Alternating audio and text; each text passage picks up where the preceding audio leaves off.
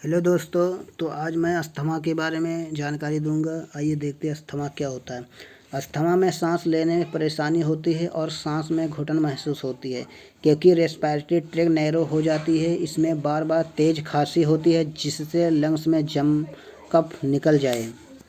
क्या क्या कारण हैं ये देखते हैं। रेस्पिरेटरी ट्रैक में ऑब्स्ट्रक्शन मुख्य निम्न कारणों से होती है। रेस्पिरेटरी ट्रैक नैरो हो जाती है जिसके कारण गहरी सांस The respiratory tract becomes narrow due to which it becomes difficult to take deep breath. Respiratory tract narrow हो जाते हैं जिसके कारण गहरी सांस लेने में डिफ़िकल्टी महसूस होती है। म्यूकस इंकमुलेशन इन ब्रंकल ट्यूब्स। ब्रंकल ट्यूब में म्यूकस का जमा होना। ब्रंकल ट्यूब के अंदर म्यूकस मेम्ब्रेन में इन्फ्लेमेशन हो सकता है। किसी प्रकार की एलर्जी हो सकती है। प्रदूषण इन्वायरमेंटल पॉल्यूशन हो सकता है। रेस्पिरेटरी ट्रैक इन्फेक्शन सांस नली में संक्रमण हो सकता है। ब्रंकल के आसपास के मसल्स में स्पास्म हो सकता है। साइन एंड सिम्टम्स क्या होता है ये देखते हैं। साइन एंड सिम्टम ब्रीदिंग में डिफ़िकल्ट, खासकर नाइट में हो सकती है। सांस लेने में घीजिंग साउंड सुनाई दे पड़ सकता है। सांस ले फूल सकता है। रैपिड तथा फास्ट ब्रीदिंग हो सकता है। नाइट के समय शॉर्टनेस ऑफ ब्रीदिंग होना, सांस का कम ज़्यादा होना।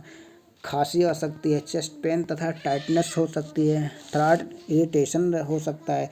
रेस्पिरेटरी इन्फेक्शन बार बार हो सकता है। थकान हो सकती है। इंट्रैक्शन क्या है, फैमिली में शांत वातावरण बनाएं ताकि क्योंकि अस्थमा में स्ट्रेस एवं इमोशनल टेंशन का मेन रोल है। शांत रहने का प्रयत्न करें और खुली हवा वाले स्थान में रहें। ज़्यादा से ज़्यादा फ्लूइड इंटेक करें क्योंकि इससे लंग्स का म्यूकस लूज पड़ता है। अस्थालिन के साथ नेबुलाइज करें, इससे कफ रिलीज होता है। पानी में थोड़ी हनी डालकर दिन में कई बार थोड़ा थोड़ा पिएं, खासकर जब अस्थमा का अटैक हो।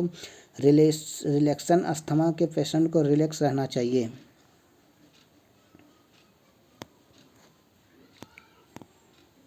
रिलैक्सेशन अस्थमा के पेशेंट को रिलैक्स रहना चाहिए क्योंकि टेंशन के वक्त अस्थमा का अटैक ज़्यादा होता है। पेशेंट को रेगुलर एक्सरसाइज करनी चाहिए जैसे योगा, स्विमिंग, प्राणायाम आदि। ऐसे पदार्थ का यूज कर बंद करना चाहिए जिनसे एलर्जी हो। आइए ट्रीटमेंट क्या है। अस्थालिन इन्हेलर 1 से 4 पफ दिन में 4 बार इस्तेमाल करना चाहिए। ब्रीथिंग इन्हेलर 1 से 2 बार सुबह शाम कर सकते हैं। टेबलेट अस्थालिन 4 mg सुबह शाम दे सकते हैं, या फिर टेबलेट डेरिफालिन 150 mg सुबह शाम दे सकते हैं, या फिर टेबलेट ब्रिटेनिल सुबह शाम दे सकते हैं। नोट: उपयुक्त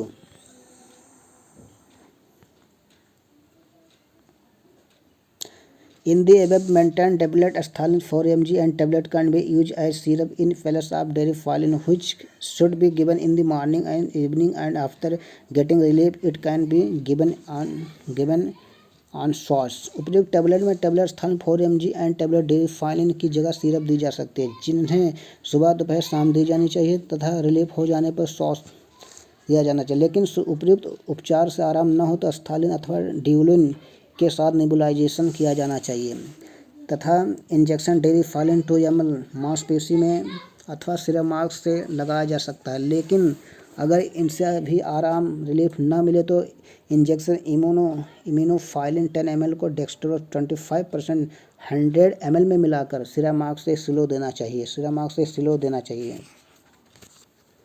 तथा साथ में इंजेक्शन कॉर्टियस की 2 खुराक तुरंत सिरामार्क से स्टेट दी जानी चाहिए तथा फिर सुबह शाम दी जानी चाहिए।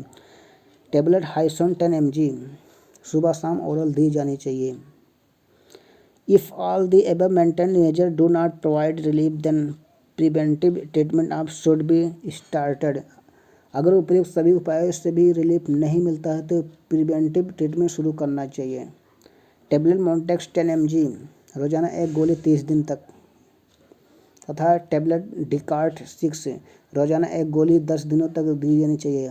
और साथ में स्टेरॉयड इन्हेलर यूज किया जा सकता है जैसे बैकलेट इन्हेलर 100 mcg या फिर इन्हेलर विडेट का 1 से 2 पफ सुबह दोपहर शाम इस्तेमाल किया जाना चाहिए।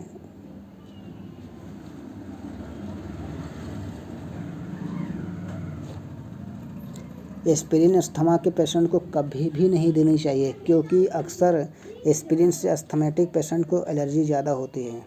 तो थैंक यू दोस्तों, मैं आशा करता हूँ कि वीडियो आपको समझ में आएगा। Thank you so much.